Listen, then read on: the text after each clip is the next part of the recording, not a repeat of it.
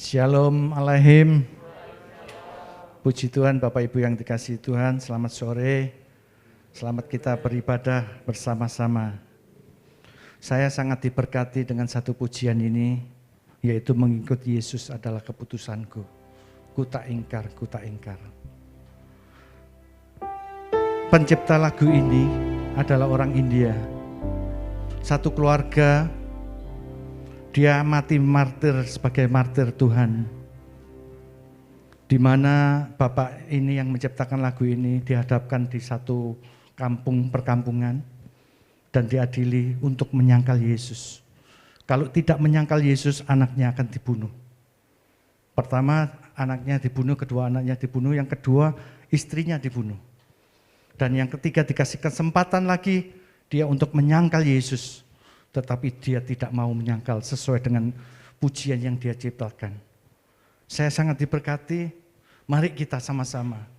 Kalau kita sudah ambil keputusan untuk mengikut Yesus, selama-lamanya kita harus mengikut Yesus. Amin. Puji Tuhan, kita angkat satu pujian ini, mengikut Yesus keputusanku.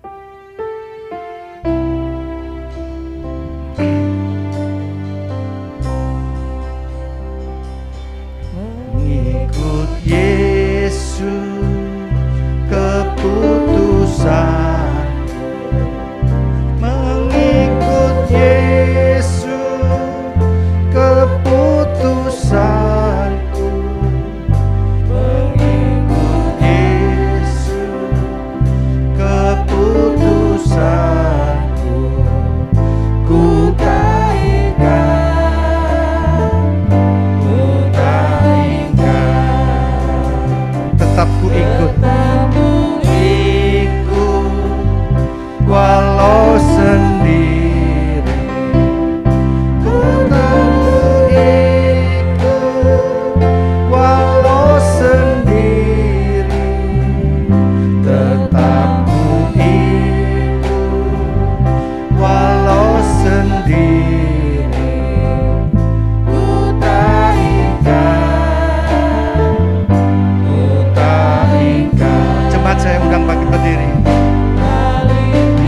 Depan dunia ku tinggal, salib di depan dunia ku tinggal, salib di depan dunia ku tinggal, ku tak ingkar, ku tak ingkar. Sekali lagi nyanyikan dengan sungguh-sungguh sebagai pengharapan kita kepada Tuhan.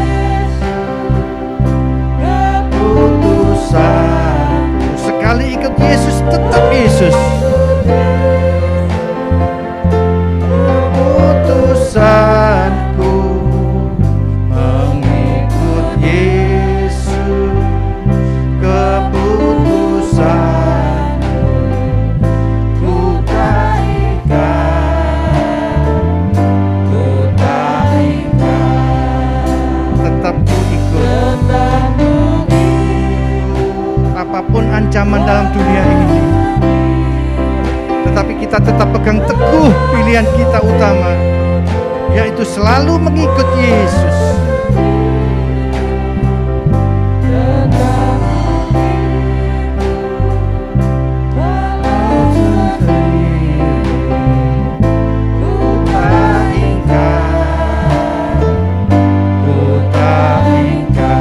Salib di depan dunia ku tinggal, depan dunia ku tinggal, salib di depan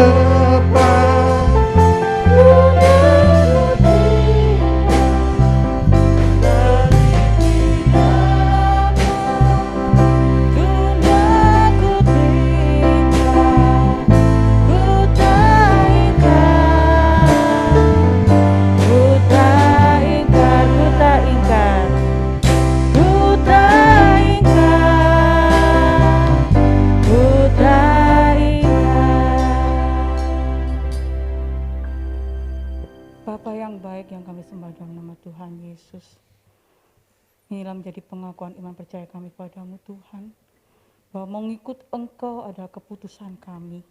Kami tidak akan mengingkari semuanya itu Tuhan. Kami tetap mengikut Engkau selama hidup kami Tuhan. Terima kasih Tuhan Yesus, terima kasih.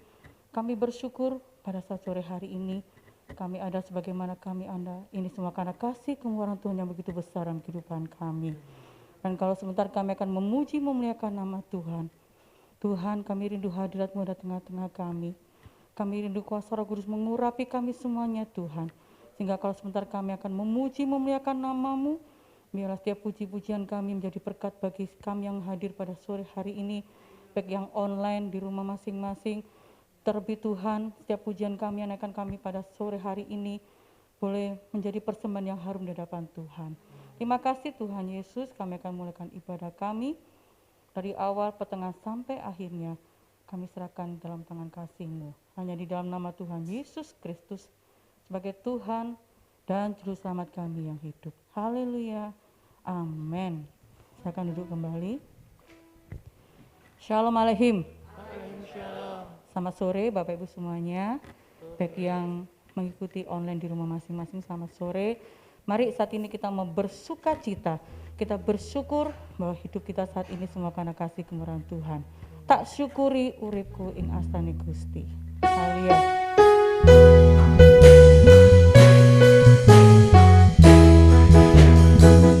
Tak syukuri uripku ing astane Gusti. Ati seneng yen terus padha ngabekti.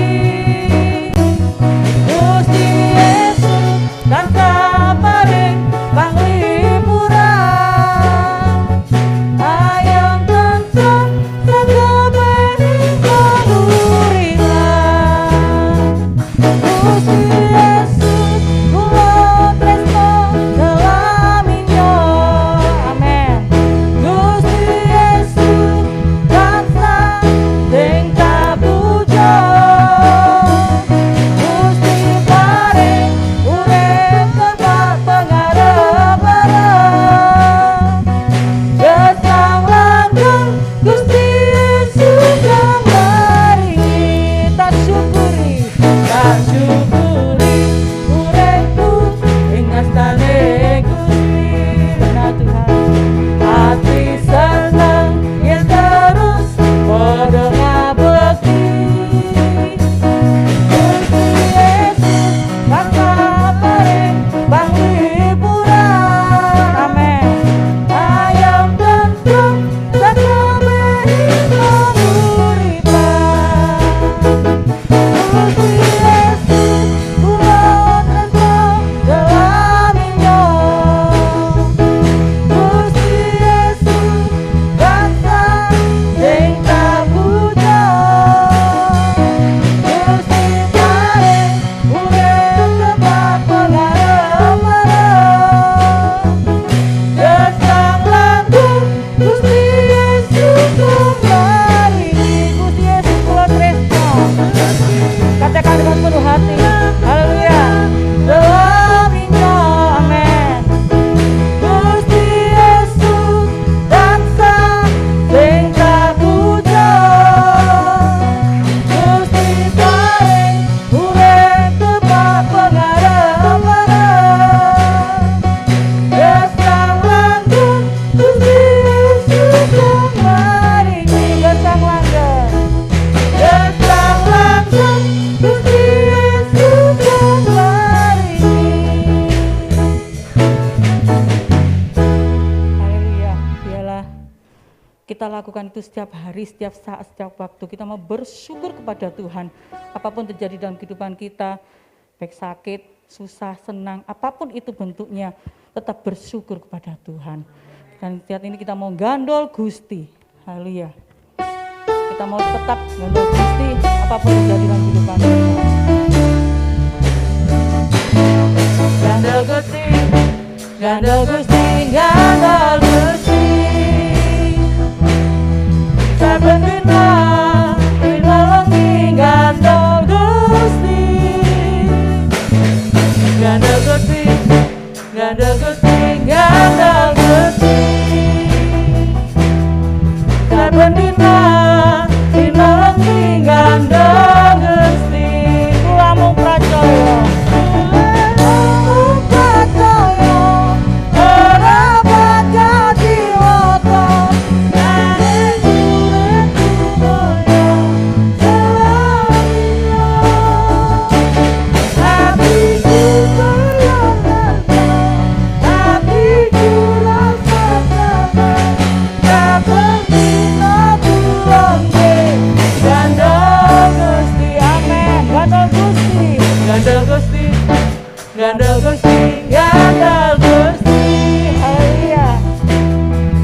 Sabenina rina gandal Gusti. Amin. Gandal Gusti, gandal Gusti, gandal Gusti. Sabenina rina gandal Gusti. Kula amung pracaya.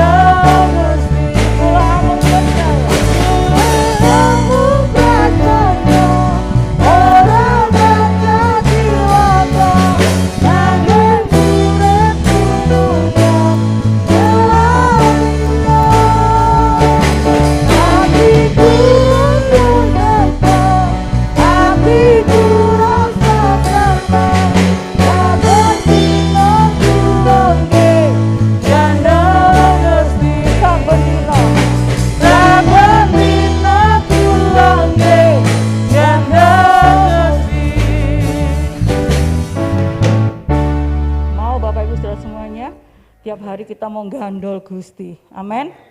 Jangan khawatir, jangan takut. Tuhan kita Yesus pasti memberikan kelegaan dalam kehidupan kita. Haleluya. Sebentar kita akan menerima firman Tuhan. Saya undang sidang jemaat itu bangkit berdiri. Kita pujikan walau 1000 rebah. Yang pernah kita meragukan akan janji-janji Tuhan. Dia pasti akan menolong kita semua.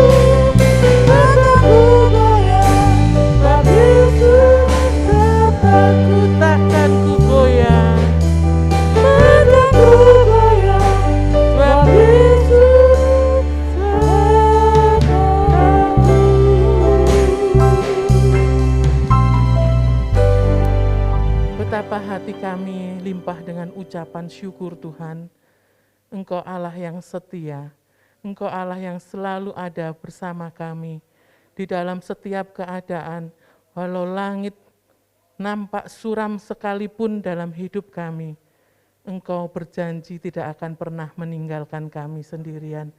Kami mengucap syukur karena kasih setiamu. Ajar kami untuk tetap setia Tuhan dalam keadaan apapun. Kami mau belajar meneladani kasih Engkau. Kami rindu untuk terus ikut, untuk terus serta mengiring akan Engkau saja Tuhan kami Yesus Kristus. Kami bersyukur Engkau hadir tengah-tengah kami, memimpin ibadah kami dari awal hingga pertengahan. Setiap pujian yang sudah kami naikkan, biarlah kiranya dapat menjadi persembahan yang berbau harum di hadirat Tuhan, menjadi kekuatan yang baru bagi kami yang memuji dengan kesungguhan hati kami, bahkan menjadi berkat bagi setiap orang yang mendengarkan puji-pujian kami. Sempurnakan setiap puji-pujian kami Tuhan. Terima kasih Tuhan Yesus, terima kasih. Sebentar kami akan dilengkapi dengan kebenaran firman Tuhan. Kiranya Tuhan jamah setiap hati kami, pemikiran kami, beri kami konsentrasi yang baik, agar kami mampu mendengarkan firman Tuhan, merenungkan bahkan dengan pimpinan Roh Kudus-Mu, kami dapat melakukannya di dalam kehidupan kami sehari-hari. Berkati hamba-Mu yang akan menyampaikan kebenaran firman-Mu Tuhan, tutup bungkus dengan kuasa Roh Kudus-Mu, sehingga apa yang disampaikan merupakan kerinduan Tuhan bagi kami, umat-Mu pada sore hari ini. Sehingga baik hamba-Mu yang menyampaikan, kami yang mendengarkan, semuanya diberkati dengan berkat yang sama dari Tuhan. Terima kasih Tuhan Yesus, terima kasih. Kami serahkan ibadah kami dari pertengahan hingga akhirnya hanya di dalam satu nama, Tuhan kami Yesus Kristus, Allah kami yang hidup. Haleluya. Amin.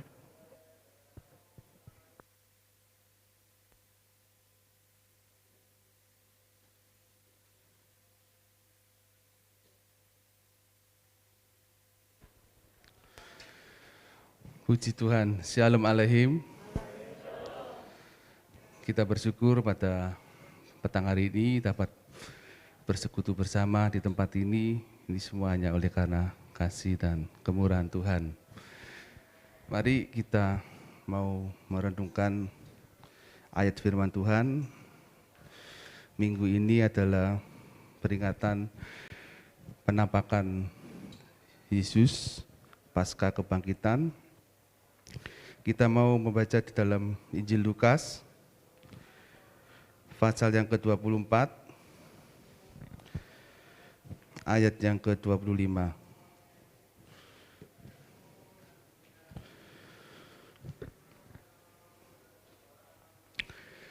Lukas pasal 24, ayat yang ke-25. Demikian firman Tuhan. Lalu ia berkata kepada mereka, "Hai kamu orang bodoh, betapa lambannya hatimu, sehingga kamu tidak percaya segala sesuatu yang telah dikatakan para nabi. Berbahagialah aku, jikalau aku mendengarkan firman Allah dan melakukannya." Amin. Tentunya cuplikan firman Tuhan yang kita baca pada petang hari ini adalah sebuah teguran yang pada waktu itu Yesus menegur dua orang murid yang sedang mengadakan perjalanan menuju ke sebuah kampung yang bernama Emmaus. Kalau kita membaca ceritanya secara lengkap, di situ bagaimana dua murid Yesus, yang satunya bernama Kleopas, yang satunya tidak disebutkan namanya. Di situ mereka dalam perjalanan bercakap-cakap antara satu dengan yang lainnya. Mereka bercakap-cakap tentang Yesus yang saat itu mati di kayu salib, dan ada berita yang menggemparkan, ternyata kubur Yesus kosong. Kemudian ada berita dari perempuan yang telah mengunjungi kubur Yesus. Kalau kita membaca di ayat yang ke-22, tetapi beberapa perempuan dari kalangan kami telah mengejutkan kami. Pagi-pagi buta mereka telah ke kubur dan tidak menemukan mayatnya. Lalu mereka datang dengan berita bahwa telah kelihatan kepada mereka malaikat-malaikat yang mengatakan bahwa ia hidup.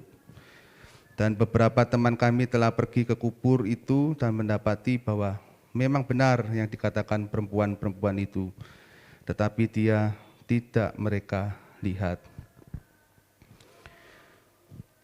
Mereka bercakap-cakap tentang hal itu, dan ketika dalam perjalanannya ada seseorang yang bergabung.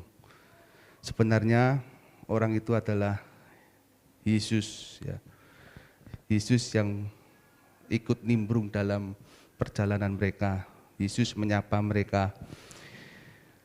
Kalau kita baca di ayat yang ke-15, ketika mereka sedang bercakap-cakap dan bertukar pikiran, datanglah Yesus sendiri mendekati mereka, lalu berjalan bersama-sama dengan mereka. Tetapi ada sesuatu yang menghalangi mata mereka sehingga mereka tidak dapat mengenal Dia. Yesus hadir dalam perjalanan mereka, tetapi mereka tidak mengenalinya karena ada yang menutupi.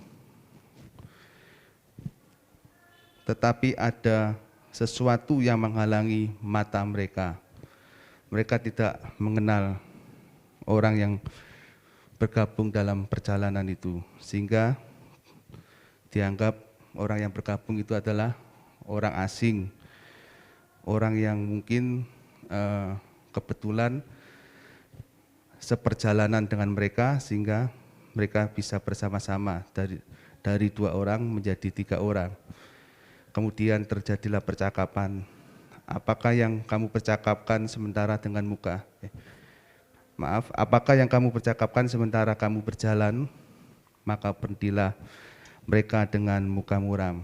Ayat 18, seorang dari mereka namanya Kleopas menjawabnya, adakah engkau satu-satunya orang asing di Yerusalem yang tidak tahu apa yang terjadi di situ pada hari-hari belakangan ini? Katanya kepada mereka, apakah itu? Jawab mereka, apa yang terjadi dengan Yesus orang Nazaret? Dia adalah seorang nabi yang berkuasa dalam pekerjaan dan perkataan di hadapan Allah dan di depan seluruh bangsa kami. Tetapi imam-imam kepala dan pemimpin-pemimpin kami telah menyerahkan dia untuk dihukum mati dan mereka telah menyalibkannya. Yesus bertanya kepada mereka, apa yang diperbincangkan? Kemudian mereka bercerita, mereka menyampaikan peristiwa kematian Yesus. Ya, padahal mereka tidak menyadari bahwa yang diajaknya berbicara adalah Yesus sendiri. Bercerita bagaimana Yesus mati di kayu salib, kemudian ayat yang kita baca tadi, perempuan-perempuan pagi-pagi buta menyatakan bahwa Yesus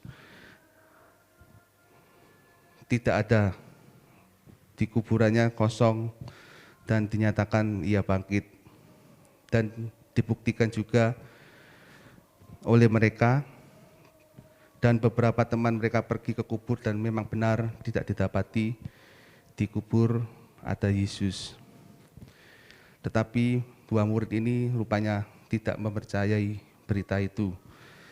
2 murid ini tetap mengalami ketakutan karena pikirnya dengan wafatnya Yesus, dengan Yesus mati di kayu salib, maka selesailah mereka sebagai murid, sehingga mereka keluar dari Yerusalem menuju ke Emmaus dengan muka yang muram, muka yang tidak sejahtera. Ya.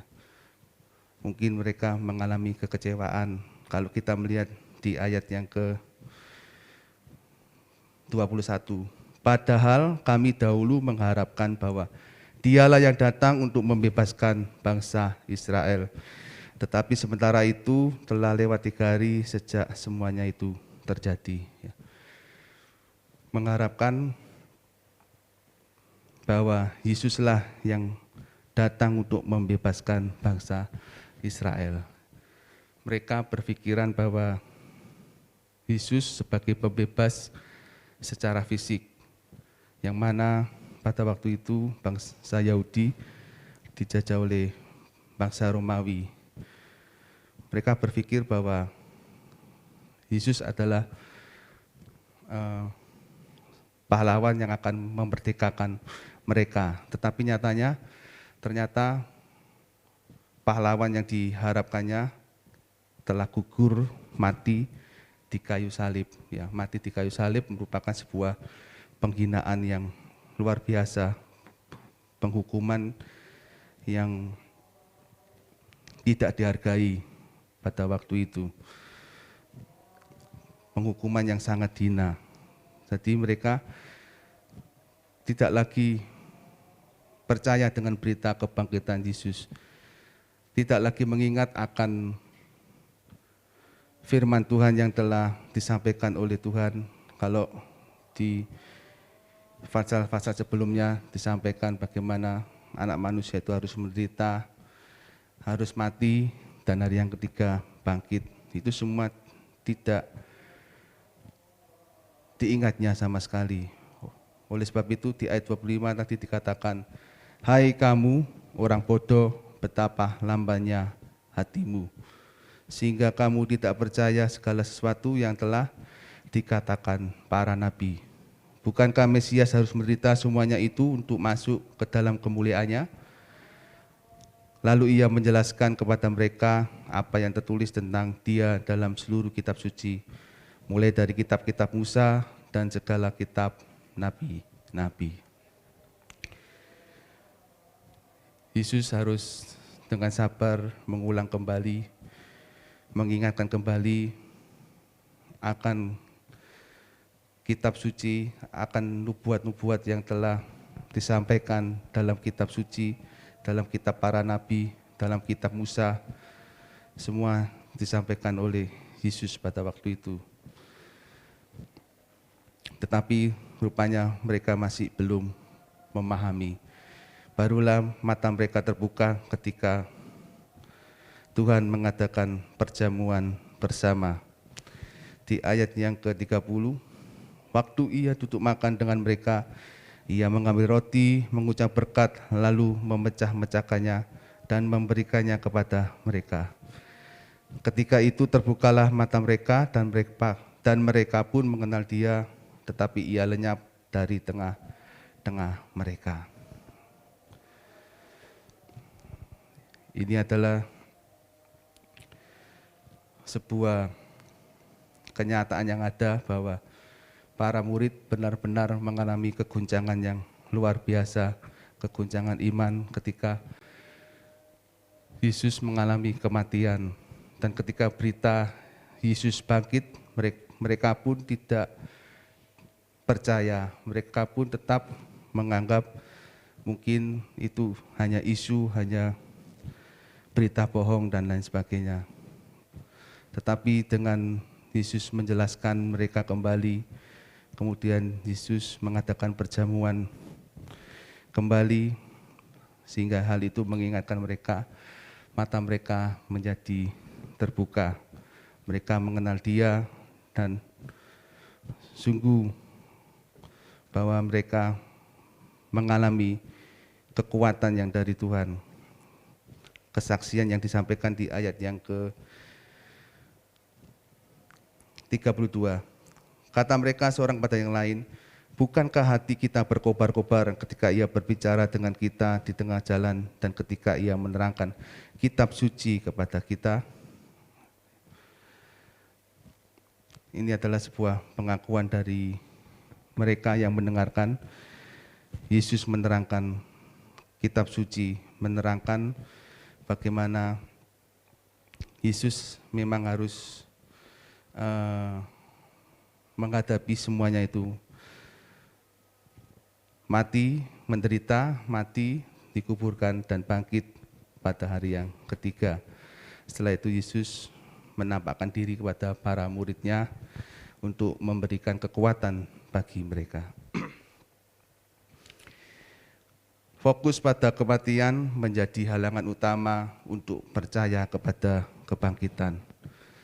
Itulah yang menutup mata mereka terhadap teman seperjalanan mereka.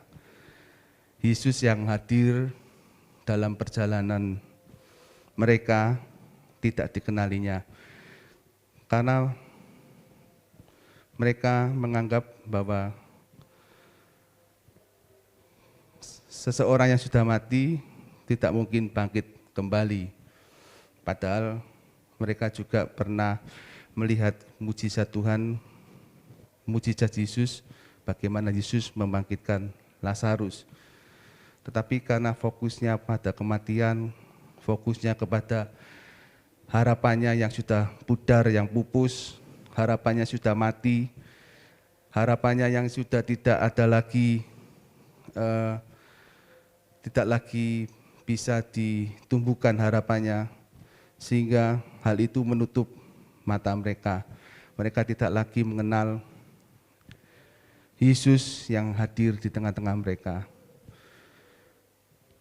Mereka bahkan meringkas peristiwa Yesus. Dua murid ini menceritakan peristiwa Yesus di hadapan Yesus sendiri. Sayangnya cerita mereka tidak lengkap, sebab berhenti pada kematiannya dan kubur kosong.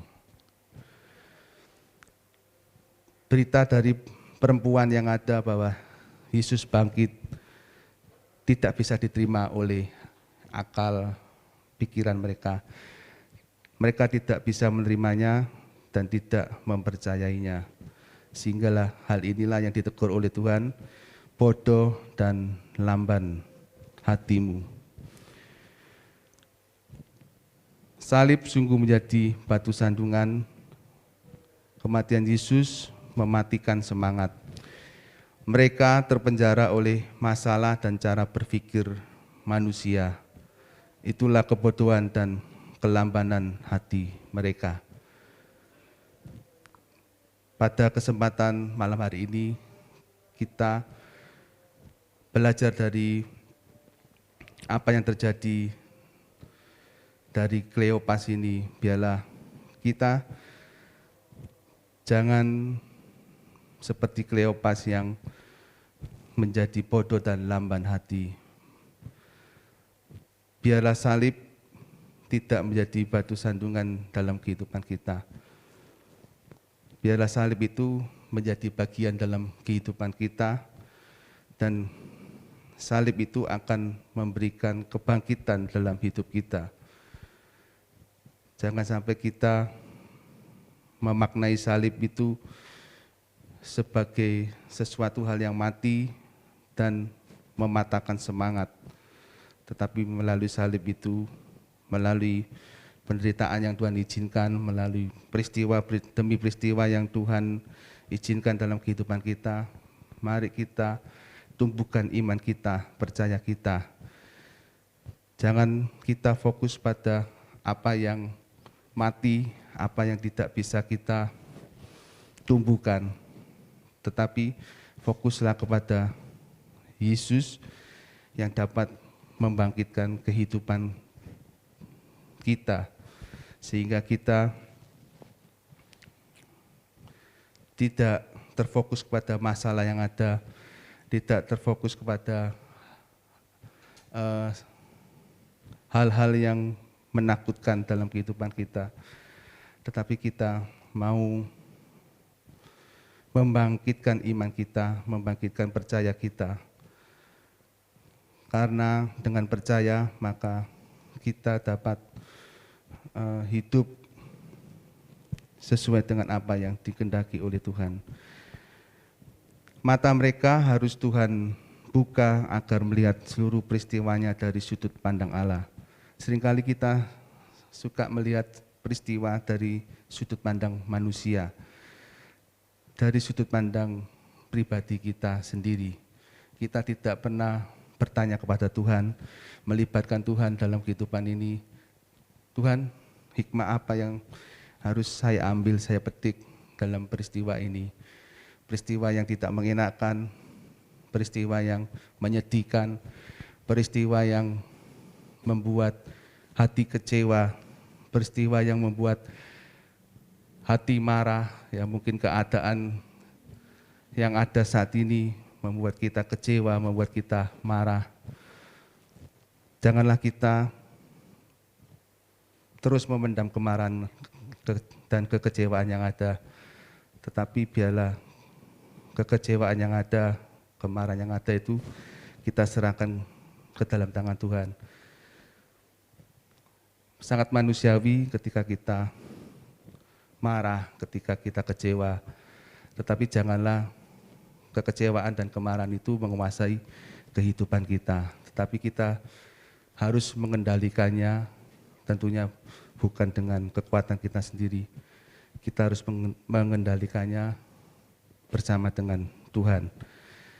Karena dengan hikmat yang dari Tuhan, tentunya Tuhan akan memberikan hikmatnya, memberikan didikannya dalam kehidupan kita, sehingga kita mampu menguasai keadaan yang ada, menguasai situasi yang ada. Jangan sampai seperti Kleopas ini, karena keadaannya yang sedemikian rupa mengguncangkan imannya, menutup pikiran akal sehatnya, sehingga Kleopas tidak lagi melihat kebenaran yang disampaikan oleh perempuan-perempuan yang ada. Perempuan-perempuan yang menyampaikan bahwa Yesus bangkit itu bukan dari berita itu, bukan dari dirinya sendiri, tetapi berita itu dari malaikat Tuhan. Tetapi sayangnya mereka pada awalnya ini tidak langsung percaya, tidak langsung bergembira, atau tidak langsung mengingat akan kebenaran firman Tuhan yang pernah disampaikan oleh Yesus.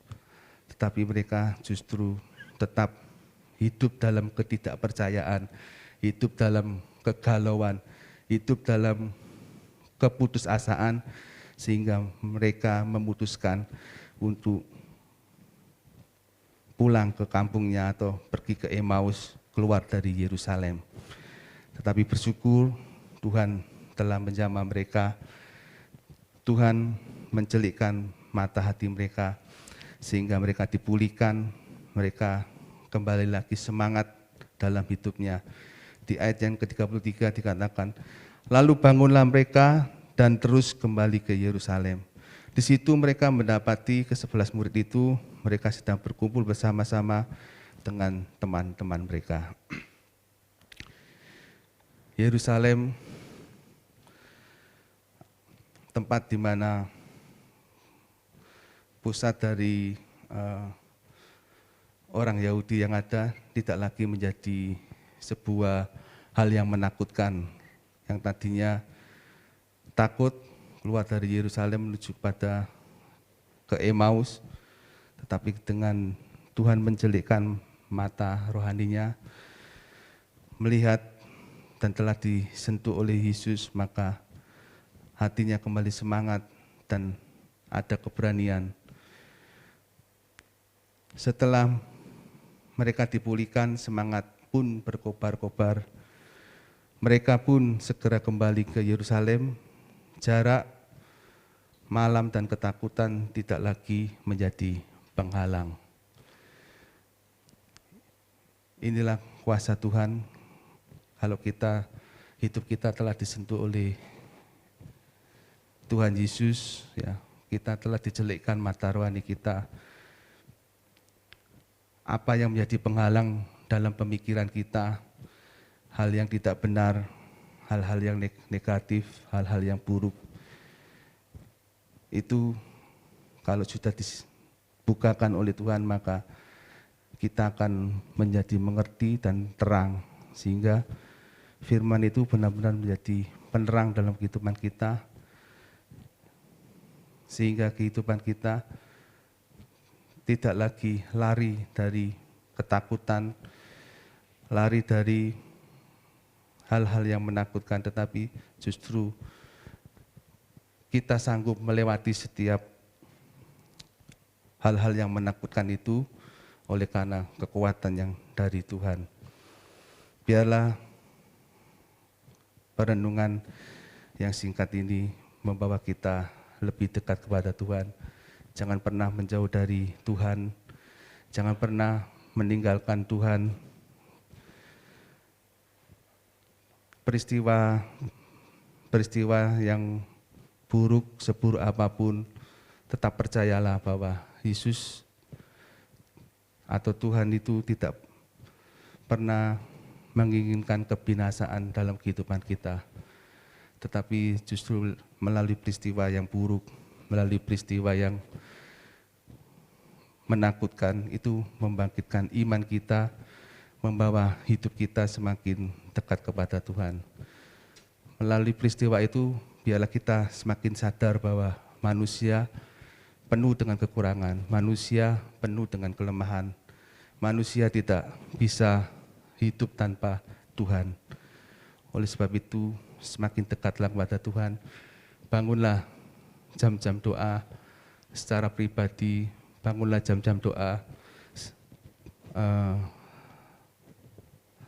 sesama keluarga, ya, maksudnya satu keluarga, satu anggota keluarga.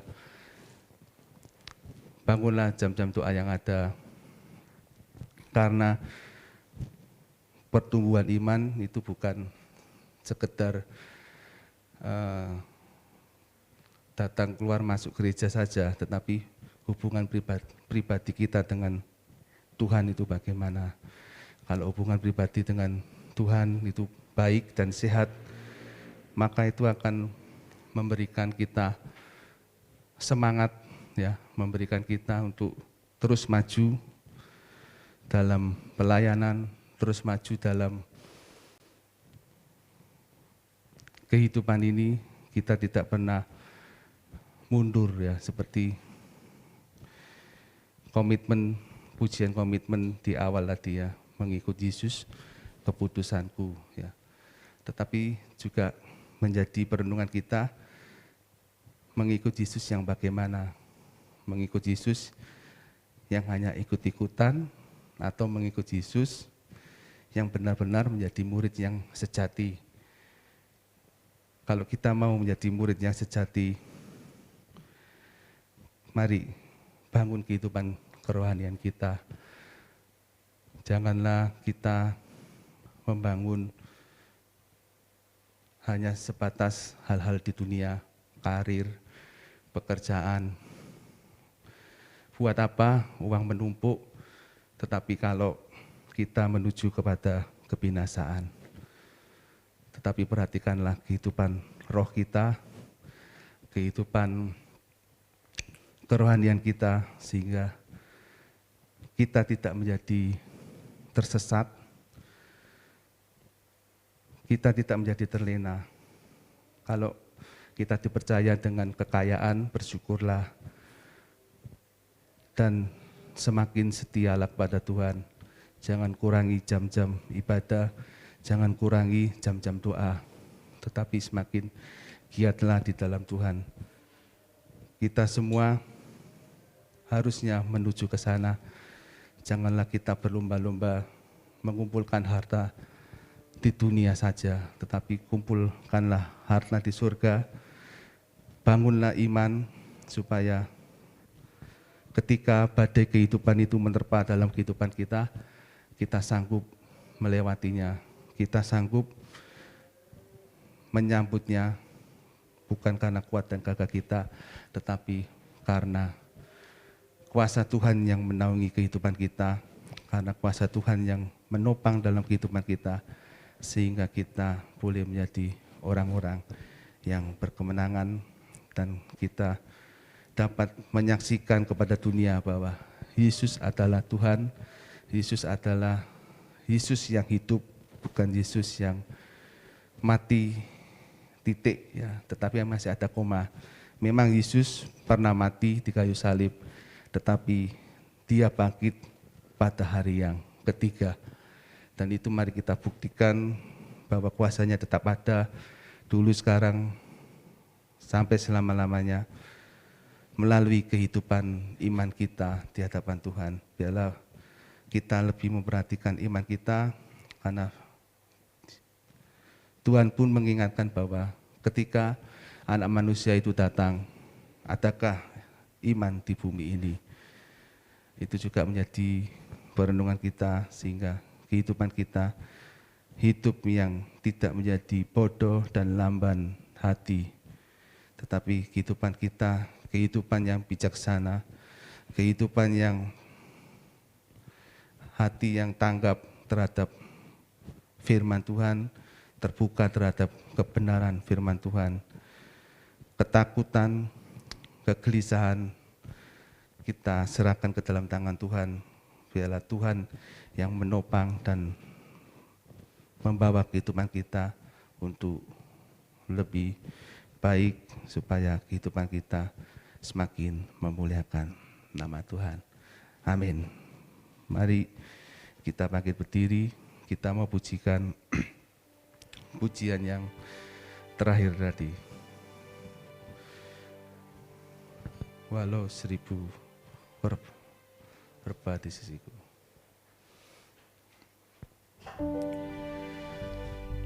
Jangan pernah ragukan kasih Tuhan, kuasa Tuhan.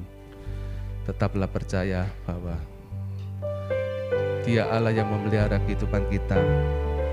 Dia Allah yang selalu mengasihi kehidupan kita.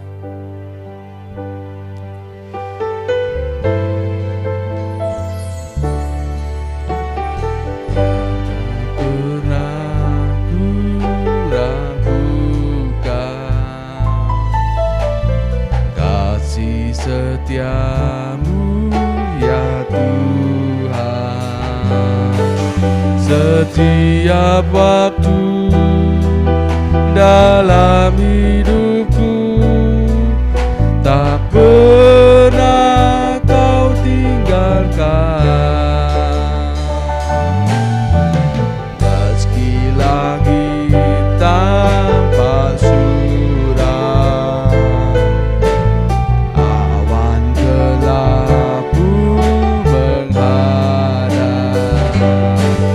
hadapi badai, lewati gelombang, tak pernah Kau tinggalkan diriku.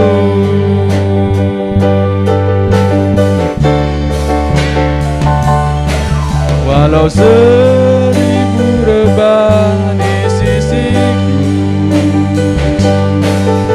Kau tetaplah Allah penolongku.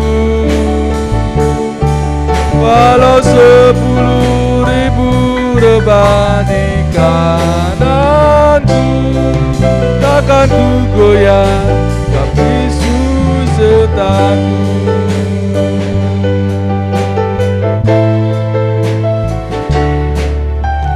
Tiada pernah ku ragukan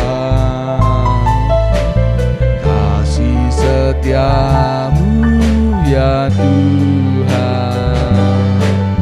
Setiap waktu dalam hidupku, tak pernah Kau tinggalkan.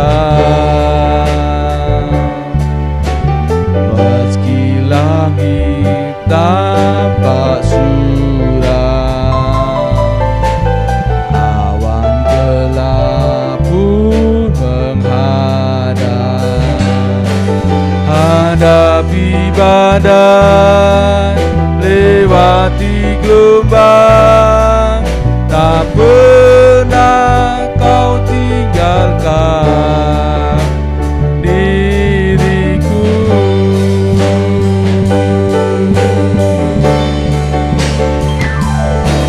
Walau 1000 rebah, Kau tetaplah Allah penolongku.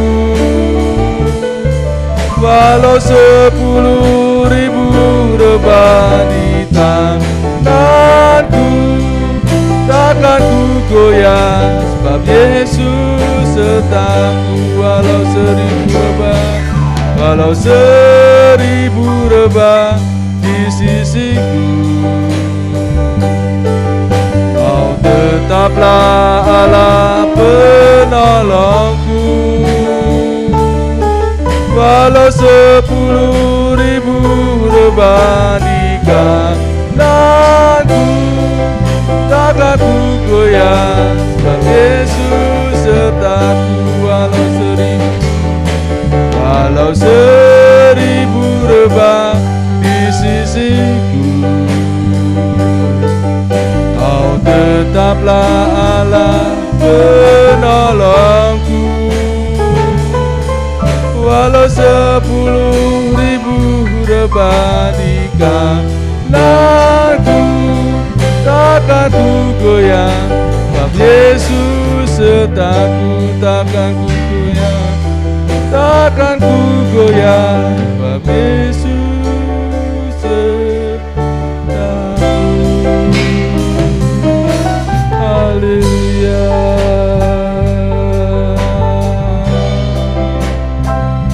Terpujilah namamu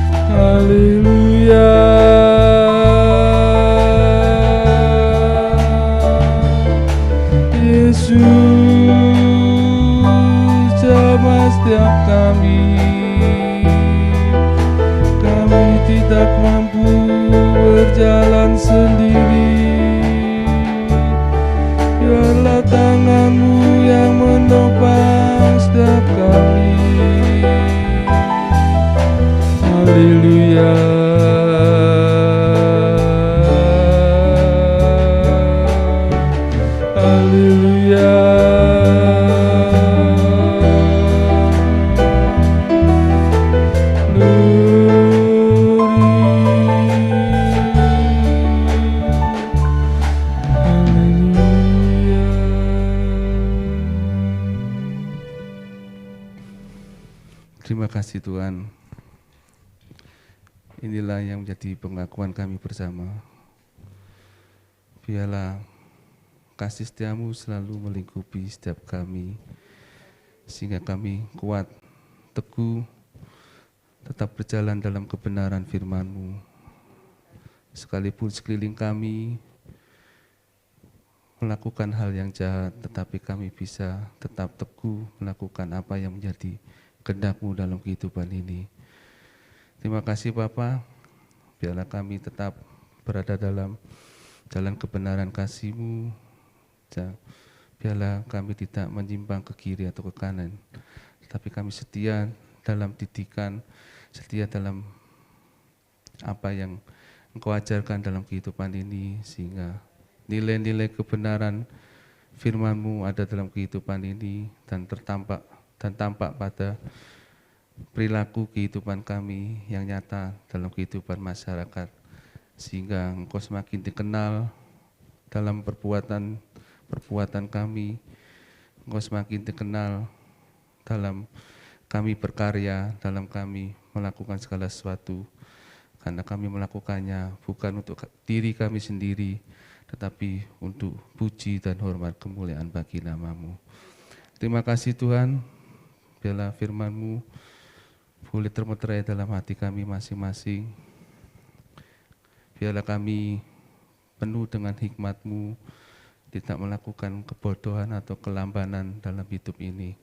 Tetapi kami semakin giat dalam Tuhan, semakin giat dalam hari-Mu yang semakin dekat, sehingga Engkau mendapati kami iman yang kuat, iman yang teguh, dan nama-Mu saja yang dipermuliakan Bapa.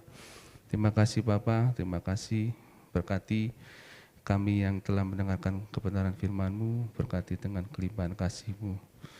Bagi saudara-saudara kami yang lain yang tidak sempat hadir, baik di sesi 1, sesi 2, dan sesi 3, Kau mau juga memberkati, supaya mereka juga bertumbuh imannya di dalam Engkau Bapa. Bagi mereka yang sakit, Kau mau sembuhkan. Bagi mereka yang dalam pergumulan, Kau mau berikan jalan keluar, berikan kemenangan dalam kehidupannya.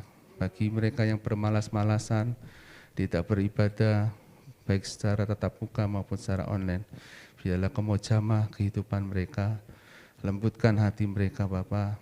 Jangan biarkan mereka terhilang, tetapi biarlah mereka boleh kembali bersama-sama kami, bersekutu bersama dalam kasih-Mu, dalam kemurahan-Mu, sehingga mereka semakin setia dan kembali untuk memuji dan membesarkan nama-Mu. Terima kasih Bapa, terima kasih. Kami serahkan ke dalam tangan-Mu untuk Bapak dan Ibu Gembala dalam kesehatannya. Tuhan, Kau mau pulihkan, Kau mau sempurnakan kesehatan yang ada. Terlebih untuk Ibu Gembala yang saat ini masih mengeluhkan sakit di bagian perut, Tuhan Kau mau jamah, biarlah bilur-bilur-Mu menyembuhkan setiap penyakit yang ada, sehingga Tuhan hamba-Mu boleh sehat kembali dan boleh bersama-sama kami untuk melayani-Mu, untuk memuji dan membesarkan nama-Mu Bapa, untuk mengembalakan kami umat-Mu menuju pada kesempurnaan iman. Terima kasih Bapa, terima kasih Yesus, terima kasih. Kami juga menyerahkan buat bangsa dan negara ke dalam tangan-Mu. Berkati bangsa kami, bangsa Indonesia ini, bangsa yang memiliki masyarakat yang banyak, masyarakat yang plural. Biarlah kami tetap bersatu dalam wadah NKRI, jauhkan dari hal-hal yang tidak kami inginkan, tetapi biarlah kami tetap bersatu dalam keamanan dan ketentraman. Terima kasih Bapak, terima kasih berkati Bapak Jokowi, Wakil Presiden, para menteri yang ada, sehingga mereka dapat bekerja dengan baik, menyelesaikan setiap permasalahan bangsa ini, sehingga bangsa ini menjadi bangsa yang bertumbuh, bangsa yang makmur, adil, sejahtera, dan nama-Mu saja yang dipermuliakan Bapak. Terima kasih Bapak. Terima kasih, berkati juga kota kami Lamongan, biarlah kota kami kota yang aman, tentram, penuh damai, saling toleransi satu dengan yang lain, menghargai satu dengan yang lainnya, sehingga kota kami Lamongan adalah kota yang penuh dengan damai sejahtera-Mu. Terima kasih Bapak, terima kasih Yesus.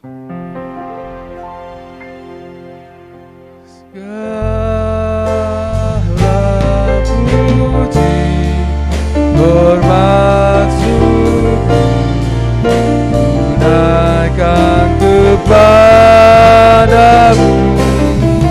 Allah Bapa, Allah Putra, Allah Roh Kudus.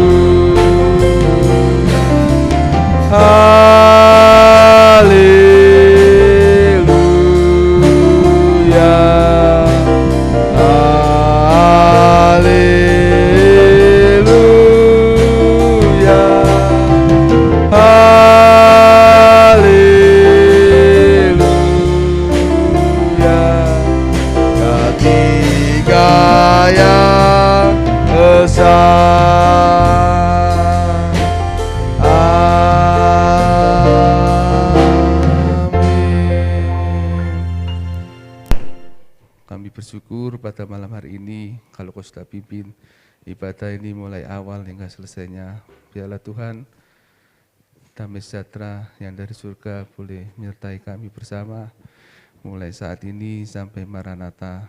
Biarlah kami tetap setia, tetap tekun dalam ibadah, dalam doa, dalam merenungkan firman-Mu, sehingga kami menjadi umat-Mu yang selalu berkemenangan di dalam Engkau. Terima kasih Bapa, segala puji hormat kemuliaan bagi-Mu, hanya di dalam nama Tuhan Yesus Kristus, Tuhan dan Juru Selamat kami yang hidup. Haleluya, amin. Puji Tuhan, silakan duduk.